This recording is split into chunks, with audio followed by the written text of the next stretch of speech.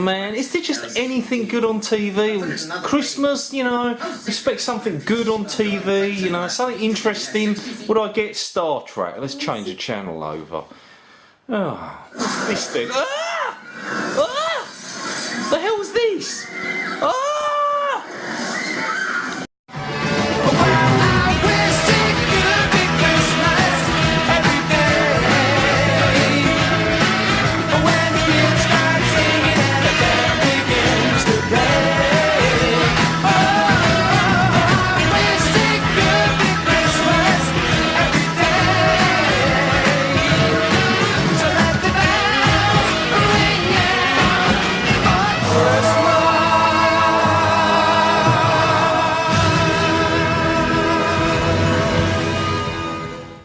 Guys, almost Christmas. Well, I don't know, about 18 days to go or something like that. And yeah, not the most festive film to show you, I know, but it's classy and it's just come out, and it is the Steelbook Blu-ray of The Conjuring, James Wan's double bill of Insidious and The Conjuring coming out in the same year. Between the two, I think they're as good as one another with similarities, but classy film nonetheless, both starring Patrick Wilson, who I think is an excellent actor, really good ever since I saw him in The Phantom of the Opera, which was weird with that mullet, but really got to like him in quite many other films ever since. And The Conjuring is a scare shitfest film. It is scarier than Insidious 2, not to mention it's also new, it's not a sequel, and when it's never a sequel you never quite know what's going to happen. And James Wan is the master of horror.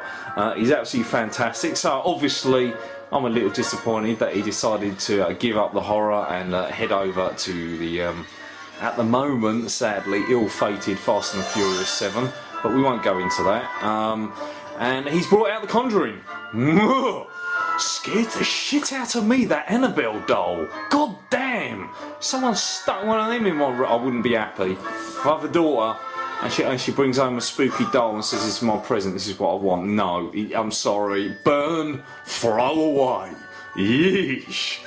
But this is a really good film about a pair of paranormal investigators, the Ghostbusters as they can call themselves, who are absolutely fantastic, and they're good at dealing with problems.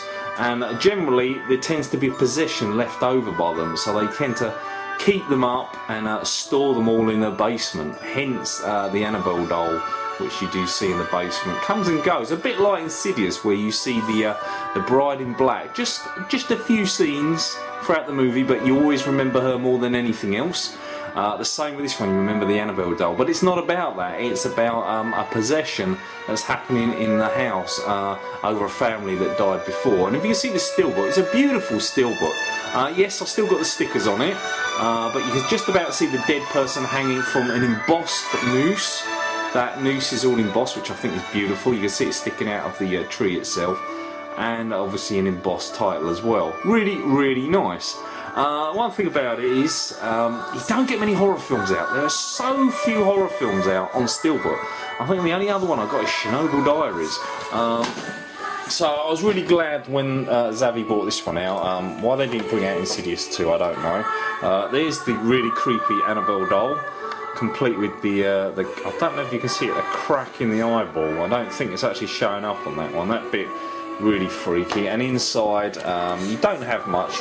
There is one oh, if I can get rid of this crappy ultraviolet thing, the famous clap hand scene. Clap, clap. Really scary, man. The clap game scares. It's a bit scary, like the Candyman, where you say the Candyman name 5 times in the dark. Did you ever do it? Did you ever have the balls to do it? No, I couldn't do it. It's doing it in the dark thing after watching the movie that I think really gets to me, and that is the reason why I can't do it. I know, what a wuss.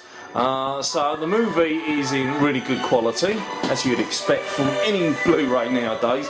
I used to do picture quality of Blu-ray transfers and stuff like that. I don't have to now because they're all top quality, especially within years to come, the 4K coming out. If any of these Blu-rays can't do it, it's just pure embarrassing. But the quality again is really good. There's some great memorable scenes in this. Really good ones. Some that'll make you shit your pants. Literally, you can smell the smell in the cinema from other people around you. Oh, it's not good.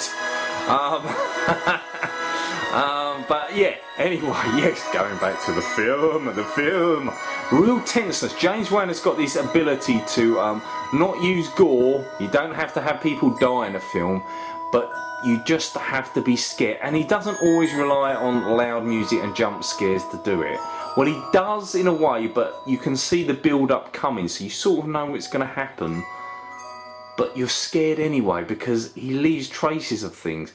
And I found the one bit really creepy was the dry washing line that was in this movie. There was a dry washing line, and all of a sudden it blew, and there was a ghost behind it, a figure of a ghost, as it blew backwards, and then it disappeared off a window in the top of the house, and then there was a figure of a ghost looking straight back down, and I found that really creepy. It's a shit fest. But yeah. James Wan really knows how to get it done. Have you ever seen Dead Silence? Wow, that was a great film. I still think that the lady in that is one of the scariest villains ever. I've said this many times to another tuber about Mary Shaw. I think she's the creepiest puppet type doll looking thing going around. Well, I also find this Annabel doll extremely creepy and scary as well. It's the face and the size and the fact that they don't show it moving, that makes it scarier. If you start seeing it doing a chucky and turning its eyes and stuff like that, you lose the scare factor. But the fact that you see it move into different places and different positions, but you don't actually see it move, and that's much more scarier. Because if you show it, you take away the scare straight away, and it's all gone. Da da. So anyway, yeah, The Conjuring, excellent. Just come out on Monday, but I'm sure you've already got it already. Totally recommend it if you love horror films. It is my horror film of the year. There were some very good ones the year before, and I found Sinister an extremely good movie. But this year, The Conjuring is scarier than Insidious 2. I found it better the film than Insidious 2, even though I enjoyed both of them just as much as one another. I thought they were totally awesome movies. Rock on. So there we go. There's my review, a quick review of The Conjuring. Next I'm going to do a video where I'm going to leave my email address, and I'll do that in a separate video and ask you if you want to do a quick 15-second video clip of your most unexpected film of the year, and I'll put a compilation of all you guys' videos on it. I've done one last year, it was very popular, and I'm going to do another one this year. Sorry, yes. And I might do the 5 best looking steelbooks out, my 5 favourite movies of the year, something like that, I don't know. Got to do it all before Christmas, so I've got a couple of weeks to get it rocking and rolling, and all done. But yeah, totally recommend The Conjuring. What an awesome movie. Well, if you excuse me guys, I've got to go and put the tree up now, so that's the... Oh, God, it's the Annabel doll again. Jesus. Okay then guys, I'll see you all later. Cheers.